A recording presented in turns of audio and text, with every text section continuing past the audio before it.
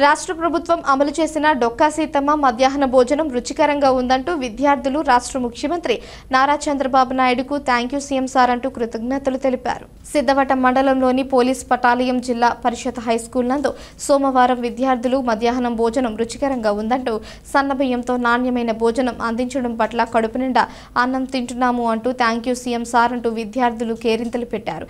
ఈ సందర్భంగా school head master Sameer బాషా మాట్లాడుతూ విద్యార్థులకు అందిస్తున్న మధ్యాహ్న భోజనం నాణ్యత రుచికరంగా ఉందని, వంట ఏజెన్సీ వారు కూడా శుభ్రత పాటించి నాణ్యమైన భోజనం అందించి విద్యార్థులకు రుచికరంగా అందిస్తున్నారు అంటూ విద్యార్థులు తెలిపారని, జిల్లా పరిషత్ హైస్కూల్లో చదువుతున్న విద్యార్థుల తల్లిదండ్రులు కూడా భోజనం రుచికరమైన సంతృప్తి వ్యక్తం చేస్తున్నారని తెలిపారు.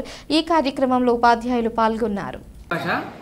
జిల్లా పరిషత్ ఉన్నత పాఠశాల 11వ పటాలము హెడ్ మాస్టర్గా ఇక్కడ నేను విధులు నిర్వహిస్తున్నాను.